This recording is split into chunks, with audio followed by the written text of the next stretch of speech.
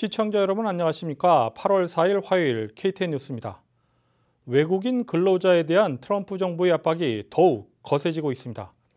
트럼프 대통령은 연방기관이 미국인이나 영주권자를 우선 채용해야 하는 행정명령에 서명했습니다. 이는 숙련 노동자에 대한 H-1B 비자를 겨냥한 것이라는 분석입니다. 자세한 내용을 김용성 기자가 보도합니다. 트럼프 대통령은 연방기관들이 미국인과 영주권자를 우선적으로 고용하도록 하는 행정명령에 서명했습니다. I'm signing an executive order to ensure that the federal government lives by a very simple rule: hire American. 해당 행정명령에 따라 연방기관들은 내부 감사를 진행해 미국인 노동자를 H-1B 비자 소지자 등의 외국인 노동자로 대체하고 있지 않다는 것을 증명해야 합니다. 또한 해당 행정명령은 연방노동부에게 45일 내로 H-1B 비자를 대상으로 한 규제 조치를 제출하도록 지시하고 있습니다. 백악관의 홈페이지는 H-1B 소지자의 이직을 제한하는 규정을 언급하고 있습니다. 트럼프 대통령은 기자회견장에서 H-1B 비자에 대한 불만을 나타냈습니다. H-1Bs should be used for top, highly paid talent to create American jobs, not as inexpensive labor program to destroy American jobs. 해당 행정명령은 테네시강 유역개발국 TBA가 미국인 근로자 다수를 해고하고 외국인 노동자를 보유한 회사에 아웃소싱하는 계획을 발표한 것에 대응해서 나왔습니다. 트럼프 대통령은 TBA의 회장과 임원 한 명을 해임시키고 만약 이사회가 적법한 조치를 도입하지 않을 경우 이사회 임원들도 교체할 것이라고 위협했습니다. 이번 조치는 코로나19로 인한 실업 사태가 해결될 기미가 보이지 않는 가운데 미국인 근로자를 우선적으로 보호하려는 트럼프 정부의 정책 과제를 나타내는 것으로 보입니다. 트럼프 정부는 H-1B, J비자 등의 취업비자와 영주권의 신규 신청을 내년까지 제한한 바 있습니다. KTN 뉴스 김용성입니다. 오늘의 코로나19 현황을 송여경 기자가 정리했습니다. 8월 4일 오늘의 코로나19 집계입니다. 월도미터 기준 4일 미국 내 코로나19 누적 확진 환자는 489만 4,844명, 누적 사망자는 15만 9,752명으로 집계됐습니다.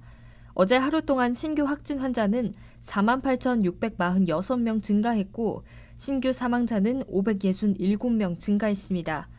주별 누적 확진 환자는 캘리포니아, 플로리다, 텍사스, 뉴욕, 조지아 순으로 많고 누적 사망자는 뉴욕, 뉴저지, 캘리포니아, 매사추세츠, 일리노이 순입니다. 아직 완치되지 않은 확진 환자, 즉 활성 환자의 경우 플로리다, 캘리포니아, 조지아, 텍사스, 애리조나 순으로 많습니다. 조지아주 보건당국의 4일 2시 50분 집계에 따르면 조지아주의 누적 확진 환자는 19만 7,948명, 누적 사망자는 3,921명으로 집계됐습니다. 어제 하루 동안 신규 확진 환자는 2,573명 증가했고 사망자는 81명 증가했습니다. 조지아주 카운티별 집계입니다. 풀턴 카운티 누적 확진 환자 18,566명, 어제 342명 늘었습니다. 누적 사망자는 406명입니다. 귀넷 카운티 누적 확진 환자 18,201명, 어제 274명 늘었습니다. 누적 사망자는 240명입니다. 디켓 카운티 누적 확진 환자 12,760명, 어제 156명 늘었습니다. 누적 사망자는 229명입니다. 이상 코로나19 집계였습니다. 미국과 중국이 무역 분쟁에 이어 정보기술 패권을 놓고 갈등이 확산되고 있습니다. 자세한 내용을 송여경 기자가 정리했습니다. 미중 간 정보기술 갈등이 깊어지고 있습니다. 트럼프 대통령이 미국인의 정보가 중국 공산당에 넘어갈 것을 우려하면서 틱톡 등 중국 어플 사용을 자제할 것을 권고했습니다. 중국은 미국이 기술 패권을 지키려고 중국산 앱을 몰아내려 한다는 의심도 제기하고 있습니다. 먼저 약 1억 명의 미국인이 사용하고 있는 어플리케이션 틱톡입니다. 중국이 만들었지만 미국에서 더 활발하게 사용되고 있습니다. 주 사용자 측은 10대 청소년입니다. 15초짜리 동영상에 음악을 입혀 공유합니다. 미국은 틱톡 사용자가 1억 명의 정보가 중국 정부에 넘어갈 수 있다며 8월 1일부터 사용을 금지시키려 했습니다. 그런데 지난 3일 트럼프 대통령은 마이크로소프트사나 다른 미국 기업들이 틱톡을 사더라도 상관없다며 인수 승인 의사를 밝혔습니다. 틱톡은 안 되지만 틱톡 인수는 된다며 한 발짝 물러선 겁니다.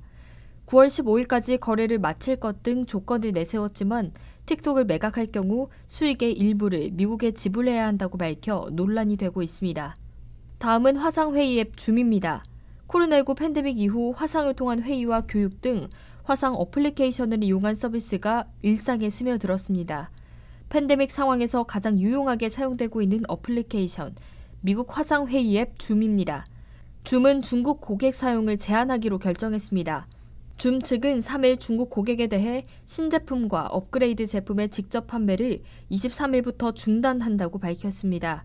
이미 제품을 구입한 중국 사용자는 계속 사용이 가능하지만 제품을 업그레이드할 수는 없다고 줌은 설명했습니다. 줌은 중국계 미국인이 미국에서 창업한 미국 회사이지만 보안 문제가 계속 제기되자 취한 조치로 해석됩니다. 해당 조치에 대한 이유로는 줌이 중국 시장에서 철수하려는 준비에 들어갔다는 관측이 나오고 있습니다. 올해 초 줌은 실수로 일부 화상회의를 중국 서버를 거치도록 했다고 인정한 바 있습니다. 또 중국은 미국의 대표적인 기업 애플에 100억 위안 규모의 소송을 제기했습니다. 중국 상하이 지전 네트워크 테크놀로지는 상하이 법원에 제출한 소장에서 애플의 음성 인식 기술 시리가 자사 특허를 침해했다고 주장했습니다. 애플은 시리가 이를 침해한 사실이 없다고 반박했습니다.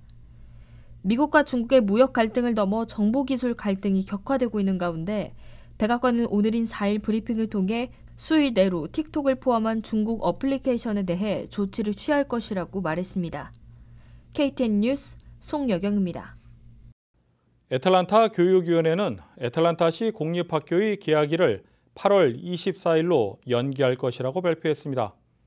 첫 9주간은 전면 온라인 수업으로 진행되지만 이후 코로나19 확산세에 따라 연장될 수 있다는 것입니다.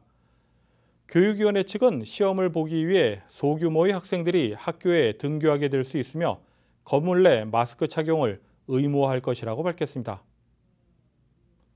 귀네 카운티 교육청이 다시 한번 학사 일정을 변경했습니다. 8월 12일에 개학해 모든 수업을 온라인으로 진행하다 점진적으로 대면 수업을 재개한다는 계획입니다. 귀네 교육청은 이전 온라인 수업에서 대면 수업을 병행한다고 발표했다 다시 전면 온라인 수업으로 전환한 바 있습니다. 김영성 기자가 보도합니다.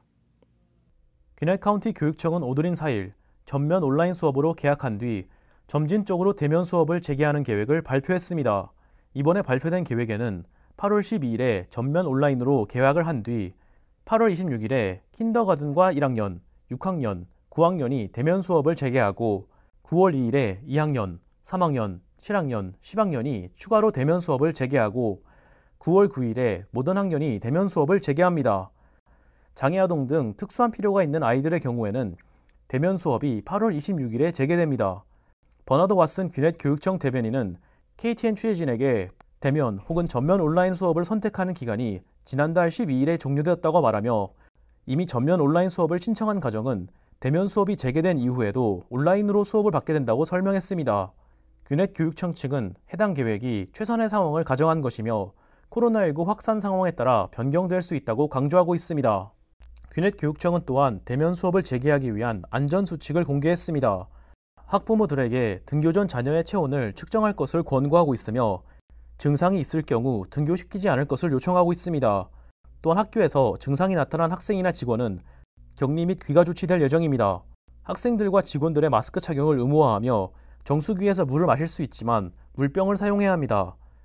이외에도 여러 위생 및 안전 지침이 도입될 예정입니다. 한편 귀넷 카운티 교육청에 따르면 교사들에게는 여전히 자택근무 옵션이 제공되지 않을 예정이며 우려가 있을 경우 교장 혹은 인사처에 문의할 것을 권고하고 있습니다. 왕래가 적은 교실을 사용하거나 경우에 따라 휴직 등의 조치가 가능할 것으로 전해졌습니다. KTN 뉴스 김용성입니다. 브라이언 캠프 주지사가 HB 879 법안에 서명했습니다. HB 879의 주요 골자는 모든 주류 판매점과 일부 식당의 맥주와 와인 판매 그리고 주류 배달을 허용하고 있습니다. 새 법에 따르면 앞으로 자격을 갖춘 배송 종사자가 주류 배달을 하게 되며 구매자의 신분증을 확인하고 술을 건네게 됩니다.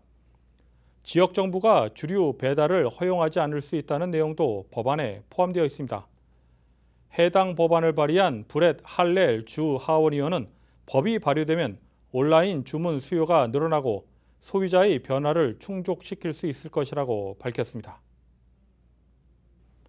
브라이언 캠프 주지사는 주류 판매점과 식당의 주류 배달을 허용하는 법안에 서명했습니다. 조지아주는 커네티컷과 인디애나주와 함께 일요일에는 주류 판매를 금지했었습니다. 2011년 주류 판매 허용 법안이 통과되기 이전까지는 말입니다.